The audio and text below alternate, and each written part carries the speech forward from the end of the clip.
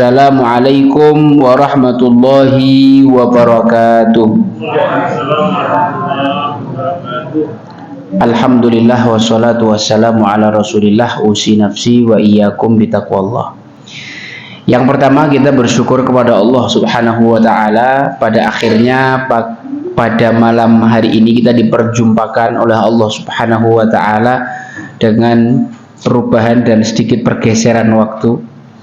Tentunya insya Allah ini tidak mengurangi sedikit pun semangat dan keistiqomahan kita dalam membaca lembar demi lembar kitab Ta'limul Muta'allim.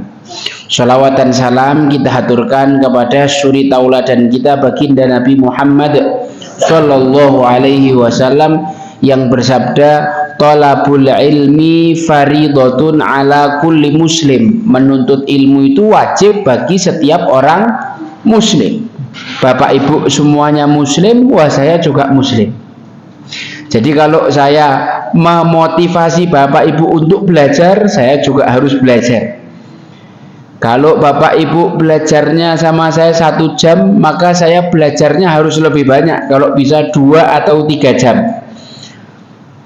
Supaya apa yang didapatkan para muta'alim itu lebih banyak lagi. Nabi Muhammad SAW bersabda, "Thalabul ilmi minal mahdi ilal lahdi." Dari sejak dalam buayan sampai meninggal dunia. Tidak ada istilah saya sudah lulus pondok, saya sudah S1, saya sudah profesor, saya sudah kepala 7. Tidak ada istilah. Illa kita meninggal dunia, hatta zurtumul maqabir, itu adalah berhentinya kita belajar. Utulubul ilma walau bisin, carilah ilmu walaupun sampai negeri Cina. Kalau perintahnya seandainya ilmu itu ada di negeri Cina, harus kita parani. Harusnya kalau ilmunya lebih dekat, lebih semangat lagi kita, gitu kan. Jangan sampai kita cari yang jauh tapi yang dekat tidak kita datangi. Maksudnya begitu, utlubul ilma walau bisin, carilah ilmu itu walaupun sampai negeri Cina. Jadi kalau seandainya ilmu itu adanya cuma di negeri Cina, tetap harus kita parani. Apalagi kalau ilmunya cuma 5 menit dari rumah, itu level wajibnya berapa kali lipat ini Pak? Berlipat-lipat harus diparani kan, gitu. Baik, sebelumnya kita bermajelis hari Senin setiap ba'da maghrib sampai isya. Ini para ulama mengistilahkannya al-majlis bainal isya'ain, majelis di antara 2 isya, maksudnya antara maghrib sama isya. Aqaddarullah wa masya'a fa'al. Guru saya Ustadz Arif bin Fuad As-Sofi dan Ustadz Habibi bin Fauzi Al-Attos bikin majelis baru di Pondok At-Taqwa Al-Alawiyah Maguwo. Di setiap Senin ba'dal maghrib sampai jam 8 mengkaji 2 kitab. Satu namanya kitab Sulamut Taufik, yang mana ini kitab membahas tentang ilmu akidah. Karena saya belum pernah baca, jadi saya hadir supaya saya juga belajar. Nanti insya Allah oleh-olehnya saya share ke sini, gitu ya. Terus kemudian yang kedua mengkaji kitab Sabilul Iddikar karya Al-Habib Abdullah bin Alwi Al-Haddad yang disampaikan oleh Ustadz Habibi. Ini kitab yang menerangkan tentang proses perjalanan manusia dari diciptakan, masuk alam roh, sampai nanti masuk surga atau neraka. Namanya kitab Sabilul Iddikar. Karena saya belum pernah baca juga, ya akhirnya saya ikut. Nah nanti insya Allah apa yang saya dapat di hari Senin, barangkali ada materi yang munasib dengan materi yang kita bahas ini, nanti insya Allah akan disampaikan. Jadi bapak ibu tidak perlu ke sana, ilmunya tetap sampai sini ya, gitu ya. Tidak perlu ke sana, ilmunya tetap sampai sini. Gua minta izin majelisnya setiap Senin akan kita geser jadi hari Rabu. Kalau bapak ibu sini-sini oke aja lah, hari apapun gas ya. Hari apapun gas. Baik. Yang ketiga, saya menasihati diri, menasihati bapak ibu sekalian untuk meningkatkan takwa, karena sebaik-baik bekal adalah takwa. Kemarin kita membahas tentang 3 macam ilmu. Ada ilmu yang fardu ain, ilmu yang wajib dipelajari masing-masing orang. Ini ilmu posisinya seperti makanan pokok. Orang namanya makan makanan pokok ya sehari 2 kali atau 3 kali. Tidak bisa diwakilkan orang lain. Ustaz Sidik, tolong besok kamu makan nasi 3 hari biar saya tidak perlu makan. Tidak ada gitu istilahnya. Ya saya tetap harus makan. Betul apa enggak Bapak Ibu? Nah, itulah ilmu akidah, itulah ilmu fikih, itulah ilmu tasawuf atau ilmu hati. Masing-masing kita harus belajar sendiri-sendiri, tidak bisa diwakilkan. Antum ajalah yang belajar sholat, saya tidak perlu belajar, wong saya udah yang penting sholat. Oh, tidak bisa. Supaya sholat kita itu kualitasnya semakin bagus, kita tetap harus belajar tentang sholat. Hakadha, ini namanya ilmu yang fardu ain, diwajibkan kepada masing-masing kita. Posisi ilmu ini dalam kehidupan sehari-hari seperti makanan pokok. Ada ilmu yang fardu kifayah, tidak wajib dipelajari masing-masing orang, cukup sebagian saja, tidak harus semua. Tidak harus setiap waktu dipelajari. Nama ilmu yang ini ilmu yang fardu kifayah diumpamakan seperti obat. Obat sakit kepala apa Bapak Ibu? Oskadon, Panadol. Kita minum Panadol itu kalau pusing aja atau setiap hari? Pas sakit kepala aja kan. Kalau orang tidak sakit kepala malah minum sehari 3 kali gimana? Malah sakit kepalanya. Nah seperti itu ilmu yang fardu kifayah, tidak semua wajib belajar. Ibu-ibu tidak perlu belajar tafsir, biar saya saja gitu. Bapak-bapak di sini tidak perlu belajar ilmu usul hadis, sudah biar ustadz-ustadz saja yang belajar ilmu-ilmu begitu. Begitu juga kedokteran, ilmu tentang manajemen bisnis, ilmu tentang pertambangan, ilmu tentang pertanian dan lain sebagainya. Tidak semua harus belajar, cukup sebagian saja. Ketika sudah mencukupi kebutuhan, maka cukup, ya. Itu namanya fardu kifayah. Kalau dikerjakan sebagian dan cukup, maka gugur kewajiban bagi yang lain. Ada ilmu yang posisinya seperti penyakit, ilmu seperti racun. Ini ilmu sihir misalnya, ilmu perbintangan misalnya yang digunakan untuk ibarat kata mempelajari zodiak. Ini saya Leo. Kalau ketemu sama Aries tidak bisa, ini harus ketemu sama yang apa misalkan gitu lah. Ini kalau pernikahan antara seorang, ini menurut hitungan rasi bintangnya kamu tidak cocok. Nah ini namanya ilmu yang seperti racun, ilmu yang menyebabkan kita syirik kepada Allah, ilmu yang menyebabkan kita tidak meyakini takdir Allah, ilmu yang membuat kita menerka-nerka sesuatu yang seharusnya tidak perlu diterka seperti itu. Itu kan namanya dhonnal jahiliyah, sangkaan-sangkaannya orang jahiliyah. Nah ilmu ini posisinya seperti racun. Ada bapak-bapak di sini yang rutin konsumsi racun setiap pagi barang 1 teguk? Ada ibu-ibu yang doyan makani racun tikus kan tidak ada. Bisa mati kita. Seperti itu tidak boleh juga ini kita belajar ilmu-ilmu racun. Tapi kalau belajarnya ilmu perbintangan, maksudnya ilmu falak, supaya kita mengetahui peredaran matahari, bulan, bintang untuk menentukan tanggal, hari, tahun, jam, nanti hilalnya keluarnya kapan, menentukan awal bulan. Nah yang begini boleh, tidak ada masalah, karena tidak ada kaitannya dengan keyakinan atau akidah seseorang. Wahakadha. Tamam, kita masuk halaman 25 ya. Allahumma illa idza ta'allama minan nujumi qadra ma ya'rifu bihil qiblah wa awqatas shalah fayajuzu dzalik. Jadi kalau kita belajar ilmu perbintangan tadi itu kok tujuannya supaya kita bisa tahu arah kiblat yang presisi. Kita belajar supaya tahu masuk waktu sholat itu kapan, untuk membantu urusan agama kita, maka yang semacam ini diperbolehkan. Hukumnya boleh, ya juz dipelajari. Wa amma ta'allumu ilmi tib fayajuz.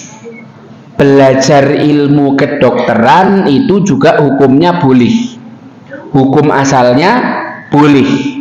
bisa menjadi fardu kifayah kalau orang satu kampung sakit semua tidak ada dokter, maka bagi orang sekampung itu fardu kifayah, harus ada 1-2 yang belajar supaya yang sakit-sakit bisa sembuh. Tapi kalau orang sak kampung sehat semua, ya tidak harus semuanya jadi dokter.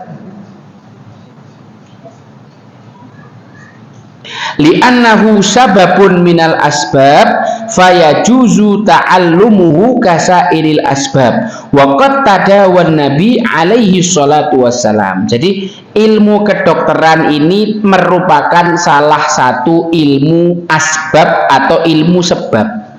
Ilmu sebab itu gimana sih? Kan ada namanya hukum kausalitas, Pak ya. Hukum sebab akibat. Orang itu kalau sakit kan mesti ada sebabnya. Oh, dia makan makanan yang tidak bagus. Oh, dia tidak jaga kesehatan. Dia tidak jaga pola makan, tidak jaga pola tidur, tidak jaga pola olahraga. Maka dia sakit. Maka kemudian orang-orang mengidentifikasi ini dengan satu ilmu. Oh, ini sakitnya karena ini, solusinya ini, obatnya ini. Oh, ini bisa minum madu. Oh, ini harus dibekam.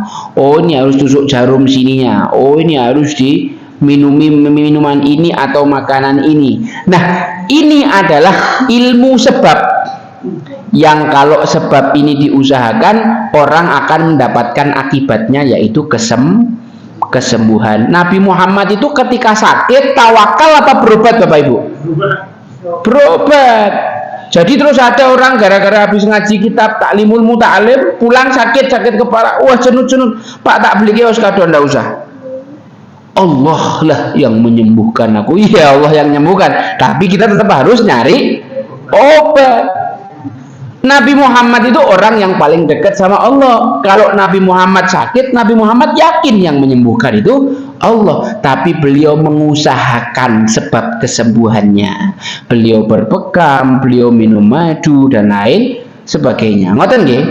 Jadi tidak ada istilah kok tidak mau ke dokter, Pak, kok tidak mau periksa, Pak, biar Allah yang menyembuhkan saya. Ini repot sudah orang ini. Tetap harus usaha. Hakadha. Waqad hukiya anil Imam Syafi'i rahmatullahu alaihi qol al-ilmu ilman, al-ilmul fiqhi lil adyan wa ilmu tibbi lil abdan wa ma wara'a dzalika bulghatu majlisin. Imam Syafi'i mengatakan ilmu itu dua. Ilmu itu ada dua. Ilmu ilmani. Ilmu fikih itu berkaitan tentang agama kita, lil adyan, wa ilmu tib, ilmu kesehatan itu berkaitan dengan abdan atau badan kita. Fikih untuk adyan, untuk agama, tib lil abdan, ilmu kesehatan untuk badan kita. Pikiran kita diobati dengan ilmu, hati kita diobati dengan hikmah, badan kita diobati dengan ilmu kedokteran. Gitu kata Imam Syafi'i. Wa amma tafsirul ilmi, ini inti dari pasal nomor 1. Ini kemarin kitab Ta'limul Muta'alim berapa pasal, Bapak Ibu? 13 pasal. Pasal pertama ini tentang definisi ilmu. Kemarin kita sudah cerita ke sana kemari. Nah, di paragraf inilah inti dari ilmu janjannya apa gitu. Ilmu itu sebenarnya apa? Dikatakan di sini sama Imam Zarnuji, wa amma tafsirul ilmi, adapun definisi ilmu, fahuwa sifatun yatajalla bihal madhkuru liman qamat hiya bihi kama huwa. Ilmu itu adalah suatu sifat yang apabila dimiliki seseorang, maka sesuatu itu menjadi jelas sebagaimana mestinya. Ini mohon maaf, ini tadi malam saya kedatangan tamu. Tamu ini cerita seorang ibu dipoligami sama suaminya. Wah, suaminya seorang ustadz. Wah, subhanallah, ibu ini tidak dikasih nafkah, katanya sih ya, ceritanya gitu ya, nggak dikasih nafkah.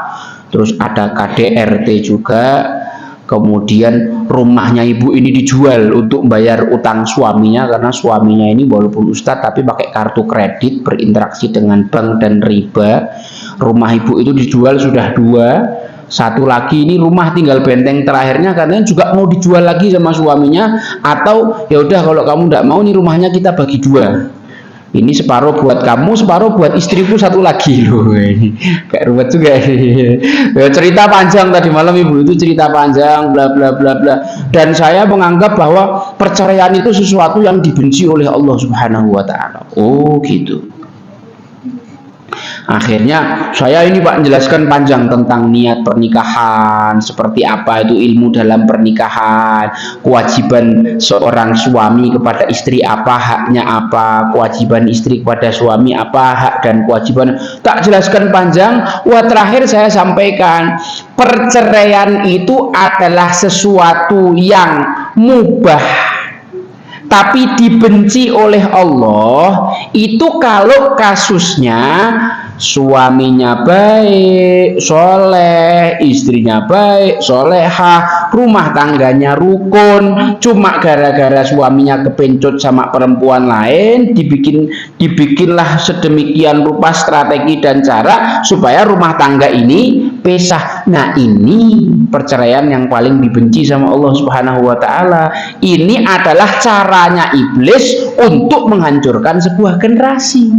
Tapi kalau misalkan suaminya ini baik, soleh, alim, lah kok dapat istri yang rewel, ndak karuan, ndak ngerti hak dan kewajibannya, ndak pernah memberikan hak-hak suaminya, akhlaknya ndak bagus, kemudian sisinya ruwet tok, wah dia nusus, wah dia zina, wah harta suami dipakai tidak sebagaimana mestinya, wah ini jadi penyakit dalam satu rumah tangga, maka diperbolehkan seorang suami menceraikan laki-laki model begini. Dan itu tidak termasuk tercela, karena tujuan orang menikah itu kan supaya bisa lebih maksimal ibadahnya kepada Allah. Atau seorang perempuan solehah baik ternyata dapat suami lebih jahat dari Fir'aun. Ada orang lebih jahat dari Fir'aun? Susah nyarinya sekarang ini.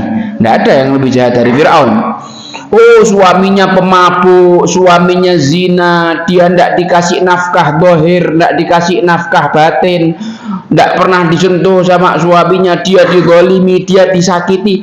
Maka Islam punya syariat namanya khulu, di mana seorang istri mengajukan ke pengadilan, menyampaikan kepada hakim bahwa saya didolimi, saya tidak diberi nafkah. Kemudian hakim akan mengislah, mengajari suaminya, ini loh harusnya kamu seperti ini. Kalau tidak mau, maka hakim boleh memerintahkan laki-laki tadi untuk menceraikan istrinya. Itu di dalam syariat ada, namanya syariat khulu. Bahkan mohon maaf jamaah yang dirahmati Allah Subhanahu wa taala, di zaman Nabi Muhammad ada kisah tentang suami istri yang sama-sama soleh tapi bercerai. Bahkan cerainya diceritakan di dalam Al-Quran, dan sahabat ini menjadi satu-satunya sahabat yang namanya disebut dalam Al-Quran. Nama sahabat itu siapa? Siapa? Halo? Namanya sahabat Zaid bin Harithah.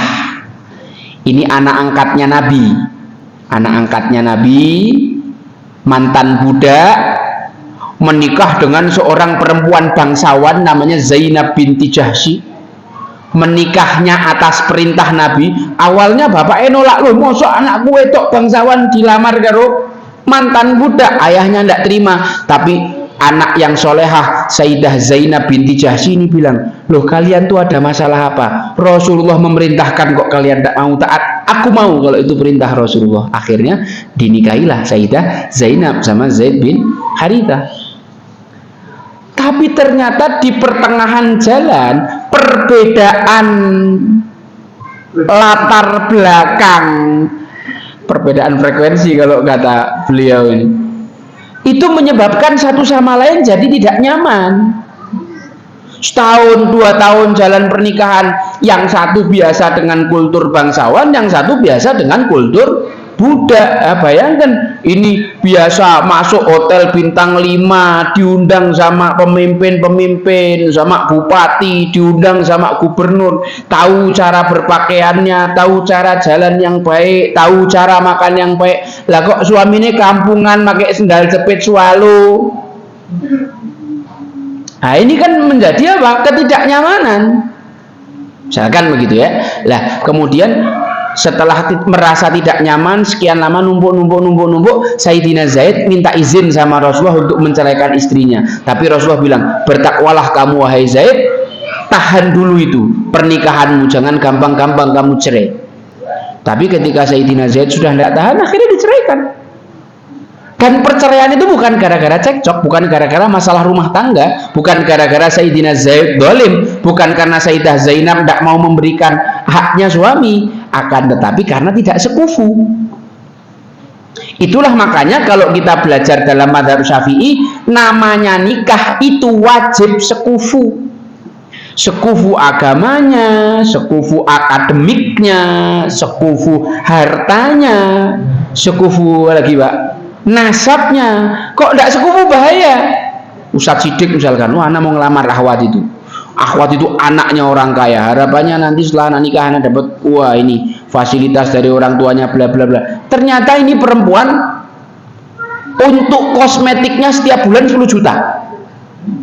Wah penghasilannya UMR aja tidak sampai. Wah rekoso ini. Suami wajahnya bisa dijadikan keset sama istrinya. Ini yang salah suaminya. Kenapa nikah sama perempuan yang tidak sekufu? Di dalam Islam ada syariat sekufu. Begitu tak jelaskan, oh gitu ya Ustaz. Beliau luar biasa loh, sabar di seperti itu kan sama suaminya 15 tahun.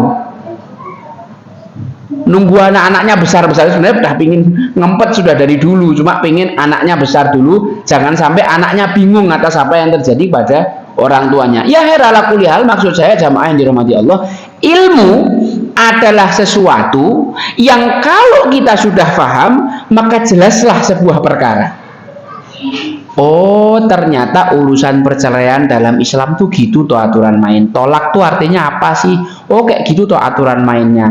Oh A sampai Z-nya yang dicontohkan Rasulullah begitu. Nah itulah ilmu yang dengannya jadi jelas segala sesuatu. Contoh lagi, saya dikasih komputer, laptop mahal harga 200 juta, dikasih aplikasi yang berbayar satu tahun bayarnya 10 juta aplikasinya ini. Terus kemudian saya disuruh desain, kira-kira jadi desain apa enggak? Sampai kiamat tak bakal jadi, wong saya enggak tahu ilmunya, betul apa enggak?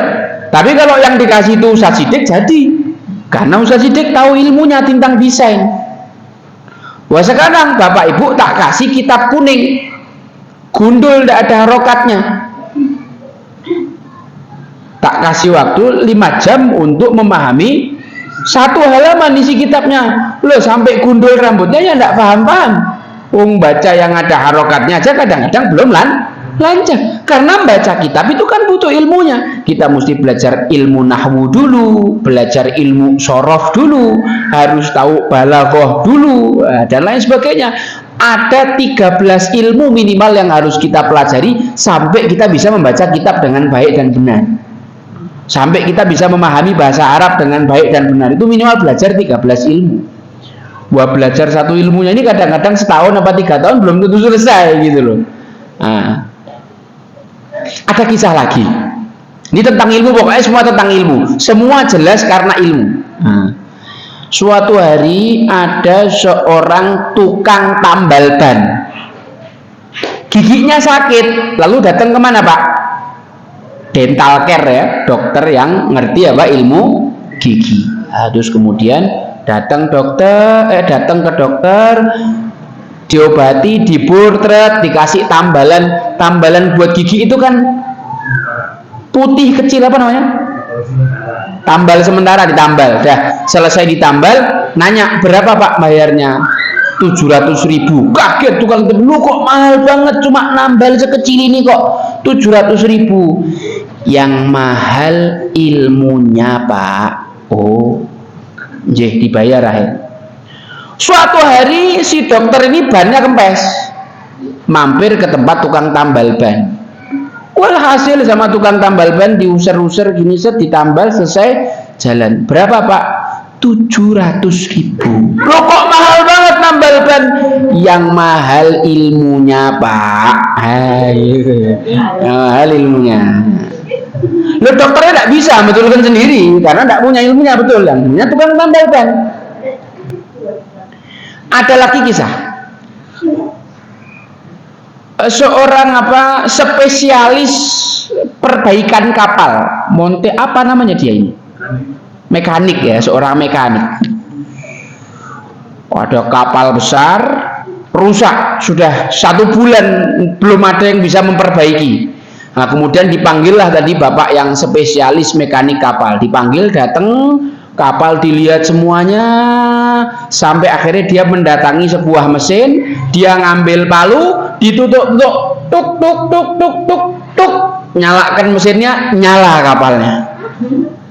Akhirnya yang punya kapal bilang, berapa Pak harganya? 200 juta. Ya cuma tuk tuk tuk tuk tuk tuk kok 20 juta yo, 200 juta yo apa? Pak, saya menghabiskan usia saya 40 tahun untuk mempelajari A sampai Z-nya kapal, sehingga saya tahu nutuknya di mana, kekuatannya seberapa. Nah, kalau orang tidak tahu ilmunya, tidak bisa cepat. Sebulan tidak selesai, ngundang mekanik sana sini tidak selesai. Ini profesional tahu ternyata permasalahannya, ditutup tak itu rampung. Nah, disitulah ilmu. Segala sesuatu yang dengannya segala perkara menjadi jelas. Siapa Allah? Kita tidak akan jelas kalau tidak belajar ma'rifatullah, ilmu tentang Allah. Siapa janjane Nabi Muhammad? Nabi Muhammad tuh hari ini masih hidup apa sudah mati, Bapak Ibu? Yang mati fisiknya, dikubur jasadnya, akan tetapi Nabi Muhammad masih hidup, rohnya ada di alam barzakh. Ustaz kok bisa bilang gitu? Dalilnya mana? Allah bilang dalam Al-Quran, wala tahsabannal ladzina qutilu fi sabilillahi amwata bal ahya'un 'inda rabbihim yurzakun. Jangan kamu mengira orang yang mati syahid itu mati. Mereka hidup di sisi Allah di alam barzakh dalam keadaan diberi rizki.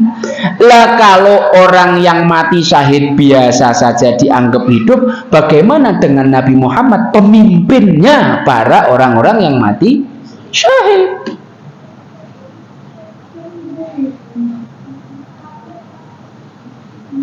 Terus berarti kalau Nabi Muhammad masih hidup, memangnya kenapa Ustaz?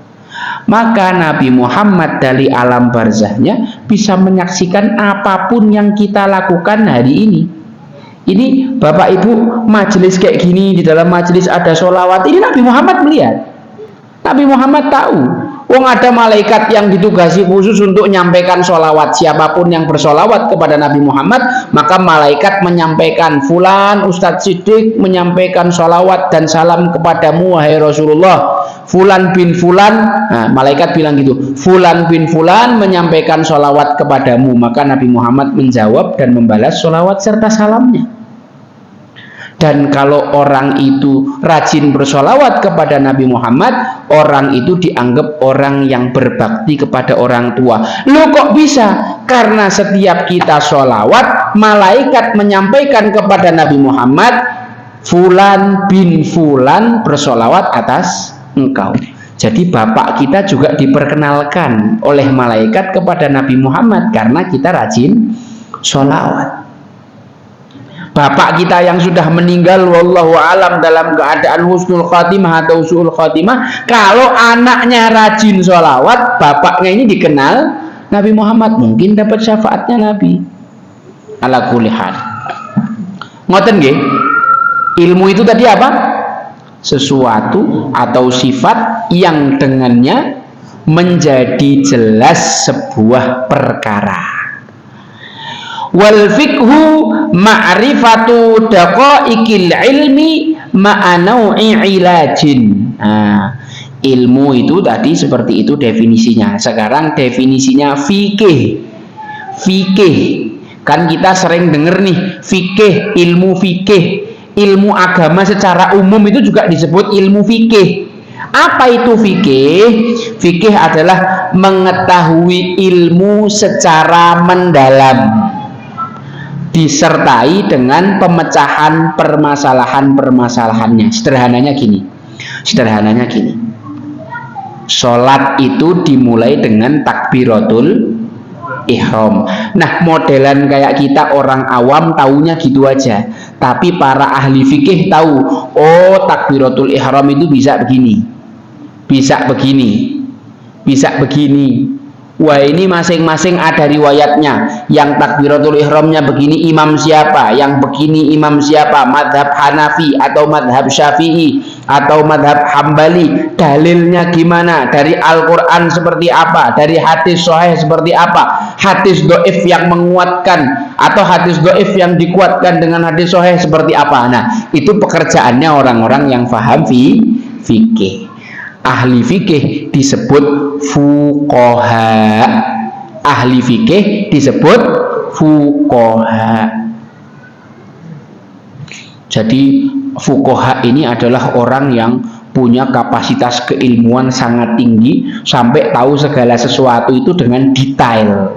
Tahu segala sesuatu dengan detail. Kalau kita ini kan orang awam, jadi kita belajarnya yang umum-umum saja, tidak perlu sampai dalam-dalam banget, tidak perlu tahu perbedaan madhab, tidak apa-apa. Yang penting sholat kita bagus, yang penting sholat kita benar, rukunnya tidak ada yang ditinggal, sunnahnya tahu, kita bisa sholat khusyuk, kita bisa memahami bacaannya. Ora ketang nek kita baca astagfirullah itu minimal kita tahu artinya, kita minta ampun, cukup.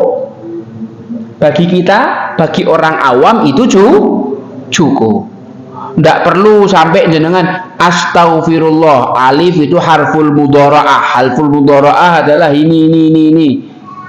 Istaf'ala, istaghfara ala wazni istaf'ala. Ista maknahu ala tolab, ghafara maknahu memberikan. Wah, sudah itu urusannya para ulama sudah itu. Tugas kita cuma tahu astagfirullah artinya ya Allah aku minta ampun, kan gitu. Nah, bagi orang-orang seperti kita belajarnya secara umum saja, tapi kalau para ulama atau fuqaha mereka mempelajari secara lebih dalam lagi. Tamam. Qala Abu Hanifah radhiyallahu anhu, al-fiqhu ma'rifatun nafsi ma laha wa ma 'alaiha. Wa qala mal ilmu illa al-amal lil amali bihi, mal ilmu illa lil amali bihi wal amalu bihi tarkul ajil lil ajil. Ini penutup majelis kita malam hari ini, tapi ini ilmu yang sangat penting, sangat mahal. Imam Abu Hanifah mengatakan fikih itu adalah ma'rifatun nafsi malaha wa ma'alaiha. Seorang itu mengetahui apa-apa yang baik dan bermanfaat buat dia dan apa-apa yang merugikan dia. Oh, kalau kita mentauhidkan Allah, kita nanti masuk surga. Itu ilmu. Oh, kalau kita berbuat syirik, kita bisa masuk neraka. Itu ilmu. Oh, kalau kita sholawat, kita dapat ampunan. Itu ilmu. Terus kemudian kita sholawat. Oh, orang itu kalau tidak mau sholawat dikatakan sebagai orang paling bakhil, orang paling pelit, maka kemudian dia menghindari. Itu ilmu.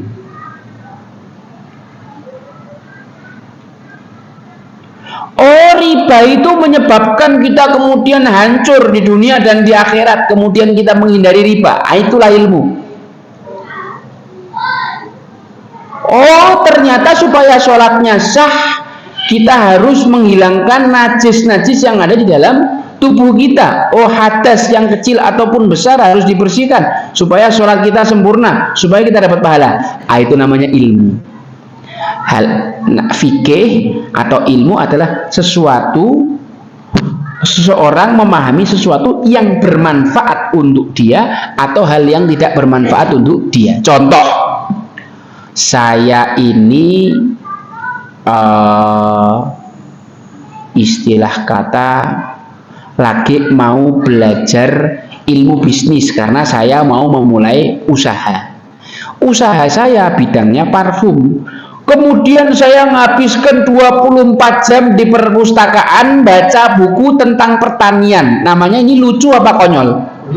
Konyol, ngabiskan waktu mempelajari sesuatu yang tidak berguna buat dia, kan gitu. Kalau saya mau usaha bisnis parfum, ya saya bisa belajar tentang bisnis, tentang penjualan, tentang bagaimana menentukan harga, tentang segmentasi dan lain sebagainya. Jadi belajar tentang sesuatu yang dibutuhkan.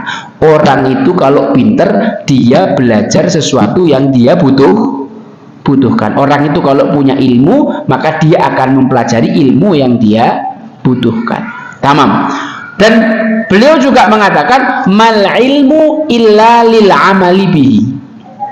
Bapak Ibu tolong perhatikan ini. Ini poinnya penting sekali. Di dalam Islam, orang itu dikatakan berilmu kalau dia mengamalkan ilmunya. Mau membaca 7.800 kitab tapi kalau tidak mengamalkan sama saja tidak bisa dikatakan berilmu. Ibu-ibu, bapak-bapak hadir kitab Taklimul Muta'alim majelis. Kemudian dari sini dapat ilmu. Kalau memulai bicara itu pakai alhamdulillah wassalatu wassalamu ala rasulillah amma ba'du. Setelah pulang dipraktekkan. Maka ini namanya orang berilmu, mengamalkan ilmunya. Sedangkan modelan kayak tadi yang ngakunya ustadz tapi mendolimi keluarganya, mendolimi istri dan anaknya, maka sesungguhnya dia tidak bisa dikatakan berilmu. Karena ilmu itu baru dikatakan ilmu kalau sudah diamalkan. Nabi Muhammad bersabda, khairukum li ahlihi. Sebaik-baik kalian adalah yang paling baik sama keluarganya. Wa ana khairukum li ahli. Dan aku ini adalah orang paling baik sama keluargaku. Ada bapak-bapak bukan alumni pesantren, tapi sayangnya sama istri luar biasa, jungkir balik ngasih nafkah, tidak pernah mendolimi. Ini orang berilmu namanya. Wah, ada yang alumni pesantren, ada yang ngakunya ustadz, tapi mukul istrinya tanpa sebab yang jelas, jual harta istrinya, boleh. Wah, ini tidak bisa dikatakan berilmu. Walaupun labelnya ustadz, karena tidak mengamalkan ilmunya. Baru disebut ilmu kalau diamalkan. Gimana Mbak itu apa namanya mahfudotnya? Al ilmu bila amalin kasyajari bila samarin. Ilmu kalau tak diamalkan itu seperti pohon tanpa buah. Ilmu kalau tidak diamalkan itu seperti pohon tanpa buah. Ada bapak-bapak beli tanah 1 hektar, sudah ditanami pohon sawit, sudah mengeluarkan operasional banyak buat mupuk, 10 tahun tidak menghasilkan apapun, Mbak. Ini kan namanya buang-buang duit sudah. Itulah orang kalau belajar tapi tidak diamalkan, percuma capeknya, percuma waktunya dikeluarkan. Ada ibu-ibu yang belajar di majelis taklim, menjaga lisan itu penting. Jangan sampai lidah kita menyakiti hati orang lain, itu menyebabkan kita dosa. Pas majelis ustadznya nyampaikan gitu, mantuk-mantuk. Setelah pulang barusan duduk ngulek bumbu belum lembut, tonggo yang lembut sudah 17 orang. Nah, ini namanya ilmunya tidak diamalkan, tidak bisa disebut ilmu. Wal amalu, ini puncaknya ini Pak, puncak poinnya di sini. Wal amalu bihi tarkul ajil lil ajil. Dan orang itu baru dikatakan betul-betul berilmu kalau dia itu dalam mengerjakan sesuatu orientasinya akhirat. Kalau masih kerja setengah mati, mentok sekedar sing penting aku iso bangun omah ning donya, ini belum bisa dikatakan orang berilmu di dalam Islam. Aku bersedekah, ini nyicil kapling surgaku. Nah, ini namanya orang berilmu. Dia tahu apa yang dia kerjakan hari ini di dunia semuanya adalah tabungan yang nanti akan kita petik di akhirat.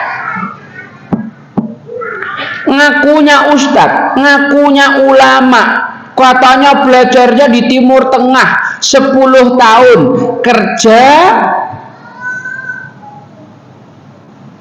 deket-deket sama para pengusaha dan pemerintah supaya dapat duit, memperkaya diri, supaya mobil saya bagus, rumah saya bagus. Tidak ada tujuan dakwah kecuali sekedar untuk memuaskan diri sendiri. Walaupun dia sudah baca 1000 kitab, tidak bisa dibilang ini orang alim. Ngakunya Islam, ngakunya lulusan universitas luar negeri, tapi lisannya suka nyakiti orang muslim, suka nyakiti saudaranya, dan seterusnya, mengkafir-kafirkan saudaranya. Mohon maaf, tidak bisa dikatakan sebagai orang alim. Orang yang betul-betul alim, dia akan melakukan segala sesuatu di dunia untuk apa yang nanti bakal dia panen di akhirat. Ngoten nggih Pak, Ibu. Jadi intinya kalau malam hari ini kita punya pikiran, oh aku tak sholat supaya nanti surgaku semakin indah. Oh aku melayani suami supaya Allah cinta sama aku, dinaikkan lagi derajat surgaku. Oh aku mentaati perintah suami biar bisa masuk surga lewat banyak pintu. Jadi apapun yang kita kerjakan di dunia, yang kita pikirkan di dalam sini dan di dalam sini adalah apa yang nanti bakal kita petik di akhir. Walal akhiratu khairul laka minal ula. Inilah ilmu sejati. Inilah ilmu sejati. Ini bisa dipahami Bapak Ibu? Jelas ya? Insya Allah jelas ya? Nggih. Ada yang mau ditanyakan sebelum saya tutup? Monggo. Ada yang mau bertanya sebelum saya tutup? 5, 4, 3, 2, 1. A'udzu billahi minasyaitonir rajim. Bismillahirrahmanirrahim. Allahumma shalli wa sallim ala sayyidina Muhammadin miftahi babi rahmatillah adada ma fi ilmillah salatan wa salaman daimaini bidawami mulkillah wa ala alihi wa sahbihi. Allahumma ja'al fi ta'atika farahi wa sururi wa fi mardatika jami'a umuri. Allahumma ya alim bihalati wa muttali' ala sarairi wa niyati iqdi jami'a hajati waghfir dhunubi wa sayyiati wa tajawaz an khati'ati wa zallati wa taqabbal jami'a hasanati wa samihni fima madha wa ma ya'ti faktubni fi diwani sadati wasluk bi sabila najati fi hayati wa mamati. Allahumma inni tami'un fi 'atak raghibun fi ridak mustaslimun liqadak faktubni min awliyak wasluk bi sabila hudak wa alhiqni bi asfiyak. Wa sallallahu ala sayyidina Muhammadin wa ala alihi wa sahbihi wa sallam walhamdulillahi rabbil alamin. Bisirril Fatihah.